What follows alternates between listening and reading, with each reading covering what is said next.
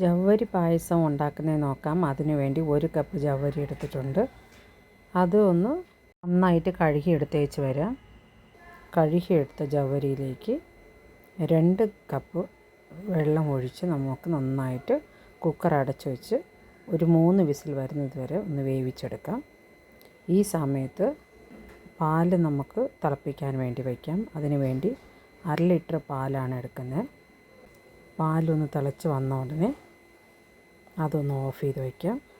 3 whistle വന്നതിന് ശേഷം കുക്കറൊന്ന് of ചെയ്ത് വെച്ചു. അത് കഴിഞ്ഞിട്ട് നമുക്ക് കുറച്ച് നേരം കഴിഞ്ഞിട്ട് ഓപ്പൺ ചെയ്ത് നോക്കാം. ജവ്വരി നന്നായിട്ട് വെന്തിട്ടുണ്ട്. ഇനി ഇതിലേക്ക് നമ്മൾ തിളപ്പിച്ച് വച്ചേക്കുന്ന പാൽ ഒഴിച്ച് കൊടുക്കാം. 1/2 ലിറ്റർ പാലാണ്. ആദ്യം കുറച്ച് ഒഴിച്ച് കൊടുക്കാം.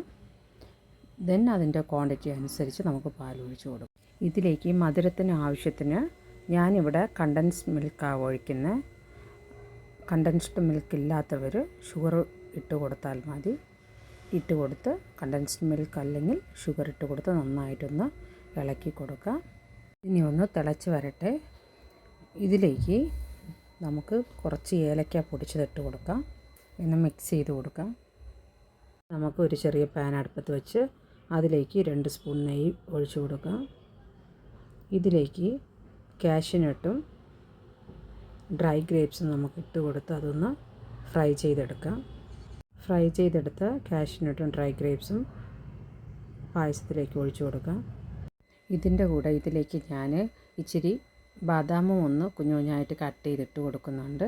ഒരു ടേസ്റ്റിന് നമുക്ക് ബദാം ഉണ്ടെങ്കിൽ മതി, അല്ലെങ്കിൽ നമുക്ക് വേണ്ട. അങ്ങനെ പായസം റെഡി ആയിട്ടുണ്ട്. ജവ്വരി പായസം നിങ്ങളിതേപോലെ ട്രൈ ചെയ്ത് നോക്കുക.